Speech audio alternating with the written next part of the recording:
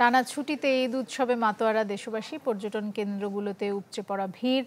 এ বিষয়ে আপনাদের বিভিন্ন খবরাখবর জানাতে চাই। ঢাকার বাইরে এবং ঢাকায় কে কিভাবে ঈদ উদযাপন করছেন সেই খবরগুলো জানানোর জন্য আমাদের সহকর্মীরা মৌলভীবাজার, রাঙামাটি। আমরা এই মুহূর্তে দুই সহকর্মীকে দেখতে পাচ্ছি, মৌলভীবাজার থেকে আব্দুর রব এবং রাঙামাটি থেকে জিয়াউল হক। প্রথমে আব্দুর রব, আপনার কাছে যেতে চাই। দুটো এলাকায় আমরা জানি যে এখানে বিভিন্ন জায়গা থেকে পর্যটকরা যান, তাদের প্রিয় জায়গা। যদি একটু আমাদেরকে জানান যে এবারের ঈদে যেহেতু লম্বা ছুটি, কেমন ভিড় দেখছেন এবং মানুষ কেমন উদযাপন করছেন? জি, ধুলা প্রতিবারের মতো বিভিন্ন উৎসবে আসলে পর্যটকরা মৌলভীবাজারকে এবং শ্রীমঙ্গলকে আসলে বেছে নেন। এর কারণ হচ্ছে যে এখানে প্রাকৃতিক যে পর্যটন কেন্দ্রগুলো রয়েছে, বিশেষ করে হাওর, পাহাড়, টিলা এবং যে চা বাগান এবং জলপ্রপাতগুলো রয়েছে, সেগুলো আসলে পর্যটকদের প্রচুর পছন্দ, যার কারণে পর্যটকরা এখানে আসেন। এবং এখানে আসলে আরেকটা বিষয়ে বলি যে এখানে পাহাড়, টিলা এবং প্রাকৃতিক পর্যটন কেন্দ্রগুলো বেশি থাকায় আসলে আমরা নেটওয়ার্কেরও আসলে একটা ঝামেলায় পোহাতে হয়, যার কারণে লাইভে আসলে একদম প্রপার যে জায়গাগুলো সেখানে আসলে নেটওয়ার্কের অনেকটা ঝামেলা থাকে। আমি এখন আছি মৌলভীবাজারের কমলগঞ্জ উপজেলার মাধবপুর লেক এলাকায়।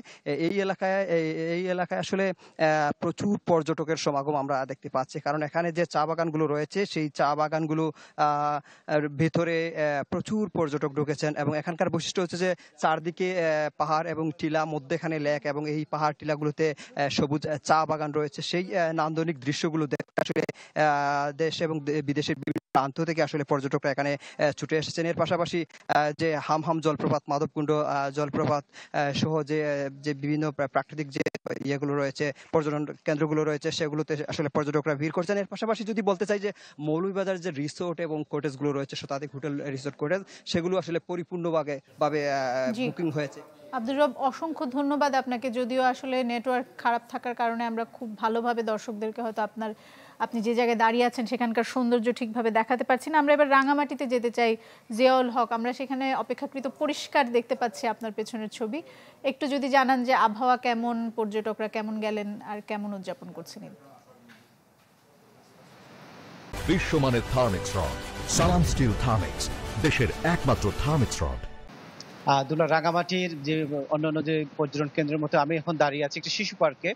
আমরা সকালবেলা দর্শকদের জানিয়েছিলাম যে ঝুলন্ত সেতু এলাকার দৃশ্য, সেখানে আসলে ঈদের দ্বিতীয় দিন অনেকটাই আসলে পর্যটক আসতে শুরু করেছে। রাঙামাটির ঝুলন্ত সেতু এলাকা সহ যে অন্যান্য যে পলল পার্ক, সুবলং ঝর্ণা সহ সাজেক ভ্যালি যে চিত্র, সেখানে আমরা খবর নিয়েছি যে পর্যটকরা আসতে শুরু করেছে। তবে পর্যটন সংশ্লিষ্ট ব্যবসায়ীরা যেটি বলছে, আসলে তাদের 9 তারিখ থেকে আসলে মূলত পর্যটকদের আগমনের ভিড় বাড়বে বলে তারা প্রত্যাশা করছেন, এবং সেইভাবে আসলে হোটেল এবং রিসোর্ট গুলো বুকিং হয়েছিল তারা জানিয়েছেন। এখন পর্যন্ত যে অবস্থায় আসলে গতকালও যে টানা কয়েকদিন যে টানা বর্ষণের পর গতকাল থেকে আসলে তীব্র তাপদাহ যে চলছে, আজকেও সে আসলে প্রচন্ড গরম। এখনো সে রোদের কারণে আসলে মানুষজন এখন ভাবে সেইভাবে ঘর থেকে বের হয়নি, বা আসলে যারা বের হয়েছে তারাও আসলে কাপ্তাই লেকের বিভিন্ন স্পটে ঘুরে বেড়াচ্ছেন। যখন পর্যটকরা রাঙামাটি বেড়াতে আসলে তাদের প্রথম পছন্দ হয় বোট নিয়ে যে কাপ্তাই হ্রদে ঘুরে বেড়ানো এবং সুবলং ঝর্ণায় যাওয়া। সুবলং ঝর্ণা যাওয়ার অন্যতম কারণ হচ্ছে সেখানে এই যে প্রাকৃতিক ঝর্ণাগুলো রয়েছে, সেগুলোতে গত কয়েকদিন টানা বর্ষণে সেই ঝর্ণাগুলো প্রাণ ফিরে পেয়েছে। তাই পর্যটকরা প্রথমে আসলে সেই সব স্পটগুলোতে ঘুরে বেড়ান, তারপরে এই শিশু পার্কগুলোতে, শহরের শিশু পার্কগুলোতে ঘুরে তারপরে আসলে তারা বিশ্রাম করে থাকেন।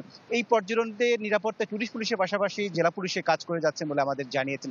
দোলা, এই ছিল রাঙামাটি থেকে আমার কাছে সবশেষ। জিয়াউল হক, অসংখ্য ধন্যবাদ আপনাকে।